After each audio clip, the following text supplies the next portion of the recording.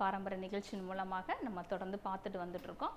இதய சம்பந்தப்பட்ட நோய்கள் என்ன, அதற்கான தீர்வு முறைகள் என்ன, நம்ம வீட்டிலேயே நம்ம செய்யக்கூடிய உணவு வகைகள்லையும் அந்த எந்த அளவுக்கு ஒரு மருந்தாக எடுத்துக்கொள்ள முடியும் அப்படிங்கிறத தொடர்ந்து பார்த்துட்டு வந்துட்ருக்கோம் இல்லையா. ஸோ தொடர்ந்து நம்ம மருதம்பட்டை, தாமரை வித்து கலந்த ஒரு பவுட்ரு எப்படி ரெடி பண்ணுதுன்னு பார்த்தோம். கறிவேப்பிலையை வச்சு எப்படி ஒரு டிகாஷன் ரெடி பண்ணலான்னு பார்த்தோம். இந்த வார நிகழ்ச்சியும் அதே மாதிரி இதய சம்மந்தப்பட்ட ஒரு நோய் தான். தொடர்ந்து நம்ம அதை பற்றி தான் பார்க்க போகிறோம்.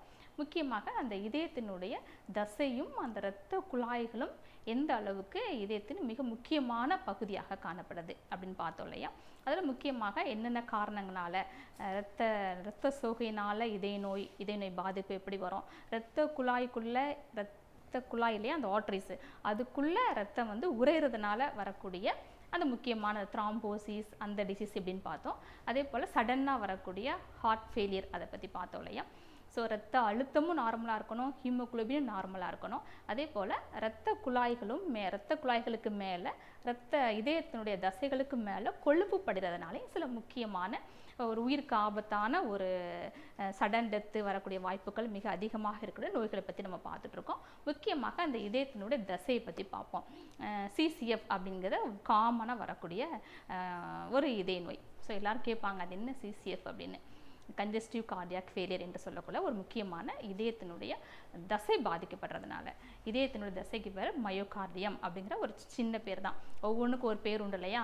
ரொம்ப காமனாக இருக்குது. இது கன்னம் அப்படின்னு சொல்கிறோம் இல்லையா, இது கையே, இது ஒரு மசில்ஸு அப்படின்னு சொல்கிறோம் இல்லையா.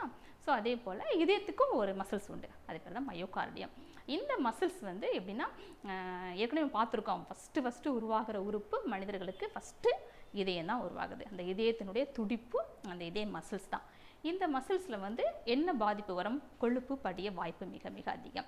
ஏன் கொழுப்பு அதிகமாக படிதுன்னு கேட்டிங்கன்னா, நம்முடைய உணவு பழக்க வழக்கத்தினால தான் நம்ம டேமேஜ் ஆகும். இந்த கொழுப்பு படியும் பொழுது அந்த இதயத்துடைய துடிப்புக்கு டிஸ்டர்பன்ஸ் ஆகுது. ஸோ அது நேரத்தில் அது க்ரானிக்காக அது இருக்க அதனால் நமக்கு வந்து சில நோய்கள், இதய நோய்கள் வர, அதான் அந்த congestive cardiac failure, myocardial infarction அப்படிங்கிற இன்னொரு பேர் வேறு உண்டு. அதை பற்றி நம்ம வரும் வீக்கில் நம்ம பார்க்கலாம். ஸோ என்ன காரணத்தினால அந்த கொழுப்பு படியுது, அதுக்கு என்ன தீர்வுமுறைகள் நம்ம பார்க்க போகிறோம். ஒரு 5 கொஸ்டின் எல்லாத்துட்டும் கேட்கலான்னு நினைக்கிறேன். உங்களில் யாராவது அல்கஹாலிக்காக இருக்கிறீங்களா? ரொம்ப நாள் அல்கஹாலிக் அந்த ஹேபிட் எனக்கு இருக்குது அப்படின்னு சொல்லுவாங்க. அதே போல் ஸ்மோக்கிங் ஹேபிட் அதுவும் அதிகமாக சில பேருக்கு இருக்கலாம் இல்லையா. அதே போல் நான் வெஜிடேரியன், எப்பவும் நான் வெஜிடேரியன் தான். வெஜிடேரியன் மிக மிக குறைவு, வாரத்தில் ஒரு நாள் அப்படி தான் சாப்பிடுவாங்க, மற்ற நாள் ஃபுல்லாக நான்வெஜ் சாப்பிடுவாங்க. இது ஒரு காரணம். 4வது காரணம் எக்ஸசைஸே இல்லாமல் இருக்கிறது. எக்ஸசைஸே கிடையாது, நில், அது அந்த மாதிரி ஹேபிட் உங்ககிட்ட இருக்கா. 5வது ஸ்ட்ரெஸ் அண்ட் ஸ்ட்ரெயின், மன அழுத்தம், தூக்கமின்மை, மனக்கவலை, சின்ன ஏதாவது ஒன்று யோசிச்சுக்கிட்டே இருந்தது மனக்கவலை, இந்த 5ம் இருந்தது அப்படின்னா நிச்சயமாக உங்களுக்கு இந்த மாதிரி இதய பிரச்சனைகள் வர்றதுக்கான வாய்ப்பு மிக மிக அதிகம். மருத்துவ அனுபவத்திலேருந்து நான் இதை உங்களுக்கு நான் சொல்கிறேன். ஸோ இதெல்லாம் இருந்துன்னா நீங்கள் கொஞ்சம் எச்சரிக்கையாக என்ன உணவு முறைகளை மாற்றத்தை கொண்டு வரணும், வாழ்வியல் என்னென்ன மாற்றங்களை கொண்டு வரணும், என்னென்ன தீய பழக்கங்கள்லாம் விடணும், அதெல்லாம் விட்டுட்டு இந்த நிகழ்ச்சியில் சொல்லக்கூடிய இந்த மருத்துவங்களை, எளிதான மருத்துவ முறையை நீங்கள் வீட்டிலேயே செஞ்சு நீங்கள் சாப்பிட்டு வரலாம். நிச்சயமாக உங்களுடைய அந்த இதயத்தில் கொழுப்பு படிதல் எல்லாமே மாறும். சரியா. அதே போல் அந்த கொழுப்பு படிதலை வந்து தினமும் சாப்பிடக்கூடிய உணவை நம்ம முக்கியமாக நம்ம பேசியே ஆகணும். ஸோ வீட்டில் உபயோகப்படுத்தக்கூடிய ஆயில் என்ன ஆயில் நீங்கள் உபயோகப்படுத்துகிறீங்க அப்படிங்கிறதையும் பாருங்கள். ஆயிலை வந்து மாற்றி உபயோகப்படுத்துங்க. கூடுமான வரைக்கும் நம்முடைய பாரம்பரியமான நல்ல எண்ணெய் தான் என்றைக்குமே நல்ல எண்ணெய், இதயத்துக்கு நல்லது அதுதான். ஸோ அது செக்கில் ஆட்டப்பட்ட நல்ல எண்ணெய் மிக மிக முக்கியம். அதுவே அந்த பாரம்பரியமான எண்ணெயே நம்முடைய பழக்க வழக்கத்துக்கு கொண்டு வாங்க. எல்லாத்துக்குமே நல்லெண்ணெயை உபயோகப்படுத்துங்க. ஹைட்ரோஜனேட்டட் ஆயிலே வேண்டாம். நீங்கள் ஒரு ஆயில் உபயோகப்படுத்துறதா இருந்தால் நீங்கள் அதை ஆயிலில் உள்ள பேக்கெட்டில் என்ன இருக்குன்னு அதை வாசிக்கணும். மார்க்கெட்டில் கிடைக்கிற எல்லாமே அப்படியே வாங்கி அப்படியே உபயோகப்படுத்தக்கூடாது. அந்த ஆயிலில் என்ன இருக்குது வாசிக்க தெரியாட்டா கூட ஒன்று நீங்கள் தெரிஞ்சுக்கலாம். நீங்கள் உபயோகப்படுத்தக்கூடிய ஆயில் அப்படியே தண்ணி மாதிரி இருந்தது அப்படின்னா அது வந்து ஹைட்ரோஜனேட்டட் ஆயில் தான். ஸோ அதில் வந்து saturated fatty acid, trans fat தான் அதிகமாக இருக்குது. So saturated fatty acid, trans fat இருந்தது அப்படின்னா நிச்சயமாக அது இதய நோயை தான் அது நமக்கு உருவாக்கும். ஸோ அதெல்லாம் தவிர்த்து எப்படி நம்ம வெள்ளை சர்க்கரை, வெள்ளை உணவு, வெள்ளை அரிசியெல்லாம் எந்த அளவுக்கு நமக்கு ஆபத்தானு சொன்னோம், அதே மாதிரி trans fat, saturated fatty acid இருக்கிற எண்ணெயும் உபயோகப்படுத்தக்கூடாது. ஸோ அதெல்லாம் ஸ்டாப் பண்ணிவிட்டு கூடுமான வரைக்கும் பாரம்பரிய அரிசி உணவுகள், பாரம்பரிய எண்ணெய் இதை உபயோகப்படுத்திடுவாங்க. ஸோ இந்த வார நிகழ்ச்சி நம்ம என்ன பார்க்க போகிறோம்னு கேட்டிங்கன்னா, இந்த இதயத்தின் மேலே அந்த கொழுப்பு படிவதையும் தடுக்கணும். அதே நேரத்தில் நம்முடைய இதயத்தினுடைய செல்ஸுகளுக்கும் புத்துணர்ச்சியும் ஒரு ஸ்ட்ரென்த்தையும் கொடுக்கக்கூடிய ஒரு முக்கியமான மூலிகை தான் தேற்றான் கொட்டை. இது வந்து ஒரு கொட்டை வகையை சார்ந்த ஒரு முக்கியமான ஒரு இதயத்தை பாதுகாக்கக்கூடிய ஒரு முக்கியமான ஒரு மூலிகை. அதை எப்படி இதய நோக்கி ஒரு உணவாக அதை எப்படி ரெடி பண்ணுறது அப்படிங்கிறத நம்ம பார்க்கலாம். இளநீர் தேற்றான் விதை பவுடர். செய்ய தேவையான பொருட்கள்: தேற்றான் விதை, இளநீர். இளநீர் தேற்றான் விதை பவுடர். செய்ய தேவையான பொருட்கள்லாம் பார்த்தீங்க இல்லையா, ரெண்டு பொருட்கள் தான். ஒன்று இளநீர், அதாவது தேற்றான் விதை. தேற்றான் விதை இப்படி தான் இருக்கும், அது பார்த்துக்கோங்க. இதனுடைய பொட்டானிக்கல் நேம் ஸ்டைக்னஸ் பொட்டட்டோரம் அப்படிங்கிற ஒரு மர வகையை சார்ந்த ஒரு மரத்தினுடைய கொட்டை அப்படின்னு சொல்லலாம். இந்த இந்த பிளான்ட்டை வந்து, இந்த விதையை வந்து அந்த காலத்தில் உள்ள மக்கள் எல்லாருக்குமே தெரியும். இப்போ இருக்கிற ஒரு 80 இது தாண்டிய பெரியவர்லாம் நீங்கள் கேட்டு பாருங்கள், அவங்களுக்கெல்லாம் தெரியறதுக்கு வாய்ப்பு மிக அதிகம். ஏன் அப்படின்னா, இப்போ இந்த நாட்களில் நம்ம வந்து வாட்டர் பியூரிஃபையர் யூஸ் பண்ணுறோம் இல்லையா, water purifier, RO water, RO plant இதெல்லாம் உபயோகப்படுத்திகிட்டு இருக்கோம். ஆனால் அந்த நாட்களில் வந்து வாட்டர் பியூரிஃபையர்லாம் கிடையாது. ஸோ அந்த காலங்களில் என்ன பண்ணுவாங்கன்னா, அந்த கிணறுல தான் போய் அந்த கிராமத்துக்கு தேவையான தண்ணீரை வந்து அந்த கிராமத்தில் உள்ள கிணறுல போய் எடுப்பாங்க இல்லையா. அந்த கிணறை சுற்றி தேற்றான் மரத்தையும் அதே போல் நெல்லிக்காய் மரம் தான் அதிகமாக பயிரிட்டிருப்பாங்க அப்படிங்கிறது சங்ககால நூட்கள் சொல்கிறாங்க. ஏன் அப்படின்னு கேட்டிங்கன்னா, என்ன காரணம், என்ன ஒரு சயின்ஸ் இருக்குன்னு கேட்டிங்கன்னா, அந்த அந்த அந்த மரத்தோட இந்த பழம் வந்து உள்ளே விழும். தேற்றானோட பழம் விழுந்தவுடனே அந்த பழம், அந்த விதை வந்து அந்த நீரை வந்து சுத்தப்படுத்தும், பியூரிஃபை பண்ணி அதில் உள்ள அழுக்கு, அதில் உள்ள சால்ட்டு, தேவையில்லாத எல்லாத்தையுமே கீழே கொண்டு வந்து தண்ணீரை வந்து தெளிய வைக்கும். அதே போல் நெல்லிக்காயும் அதே மாதிரி செஞ்சு அந்த தண்ணீருக்கு வந்து சுவையை ஊட்டும், விட்டமின் சி சத்தையும் கொடுத்து சுவை ஊட்டும். ஸோ இது வந்து தண்ணீரை சுத்தப்படுத்தக்கூடியது. அதே போல் உடம்பில் உள்ள நச்சுத்தன்மை நீக்கக்கூடியது. எந்த அளவுக்கு தண்ணி சுத்தப்படுத்துதோ அதே போல் உடம்பில் உள்ள ரத்தத்தையும் சுத்தப்படுத்தி டீடாக்சிஃபை பிளான்ட்டாக ஒரு சீடாக இருக்கிறதா தேற்றான் விதை.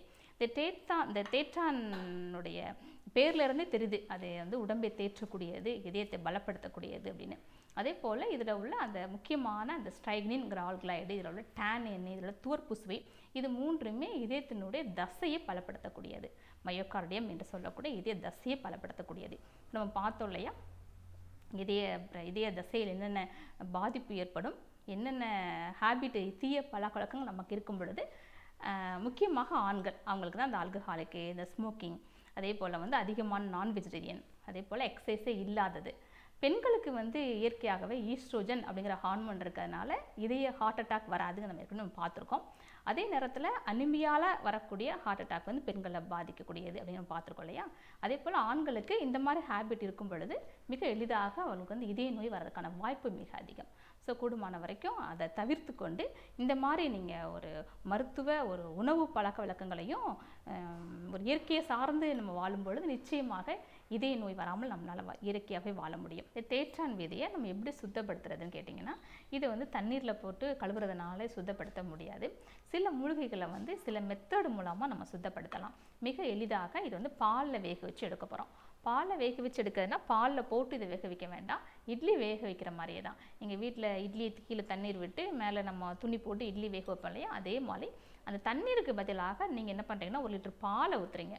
பாலை விட்டு அது மேலே அந்த இட்லி தட்டில் துணி போட்டு இந்த விதையை ஒரு 1/4 கிலோ அளவு நீங்கள் வேக வச்சு, அந்த பால் வத்துற அளவுக்கு நீங்கள் வேக வச்சு எடுத்தால் நியர்லி ஒரு ½ அன் ஹவரில் உங்களுக்கு வந்து அந்த பால் அந்த பாலோட நல்லா காஞ்சி அந்த எஃபெக்ட் இதுக்கு வந்து இதில் உள்ள உப்பு சுவை, கசப்பு சுவை, துவர்ப்பு சுவை, இது மூன்றையுமே வந்து ஓரளவுக்கு உங்களுக்கு குறைச்சிரும்.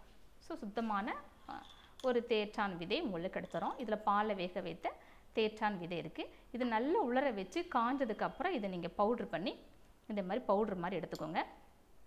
இப்போ இளநீர் எடுத்துக்க போகிறோம்.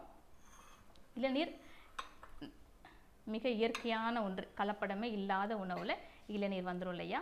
இதில் எந்த கலப்படம் யாரும் சேர்க்க முடியாது. இது ஒரு லிக்யூடு எண்டோஸ்பம்.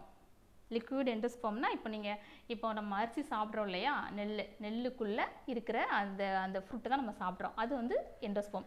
அதே போல் இது வந்து லிக்விட் எண்டோஸ்பம், தண்ணியாக இருக்கக்கூடிய ஒரு உணவு. சரிங்களா. இப்போ நம்ம இதை எடுத்துக்கிறோம். எதுக்காக நம்ம இளநீரை நான் இதுக்கு எடுத்துக்கிறேன்னு கேட்டிங்கன்னா, முக்கியமாக அதில் வந்து அதிகப்படியான பொட்டாசியம் அதிகமாக இருக்குது. இதயத்துக்கு, இதயத்தினுடைய துடிப்புக்கும் இதயத்தினுடைய ஆரோக்கியத்திற்கும் பொட்டாசியம் ஒரு மிக மிக முக்கியம். அதே போல் இதய நோயினால் பாதிக்கப்படும் பொழுது அதனுடைய கண்டினியூஷனாக கிட்னி ப்ராப்ளம் வரதுக்கான வாய்ப்புகள் எப்போவுமே அதிகமாக இருக்கும். ஏன்னா சேம் மெக்கானிசம் தான் நடந்துகிட்டு இருக்கு இல்லையா. இங்கேயும் பிளட் பியூரிஃபையர் தான், அதுவும் ஒரு ரத்தத்தினால் இயங்கக்கூடிய 2 உறுப்புகளுக்குமே வந்து மிக முக்கியமானது இந்த பொட்டாசியம் சத்து வந்து இந்த இளநீர். இந்த இளநீரை நீங்கள் எடுத்துகிட்டு இந்த தேற்றான் கொட்டை சூர்ணம் இருக்கு இல்லையா, இதை ஒரு 10 கிராம் அளவு இதுக்குள்ளே நான் போடுறேன். போட்டு நல்லா மிக்ஸ் பண்ணுங்கள்.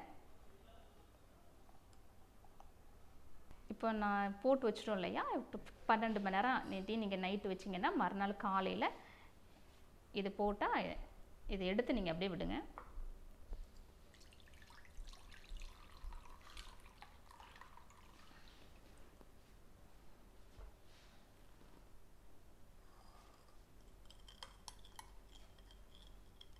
இந்த ஃபார்மில் உங்களுக்கு ரெடி ஆகும். இரவெல்லாம் வச்சு எடுக்கும் பொழுது உங்களுக்கு இந்த கலரில் ரெடியாகி கிடைக்கும்.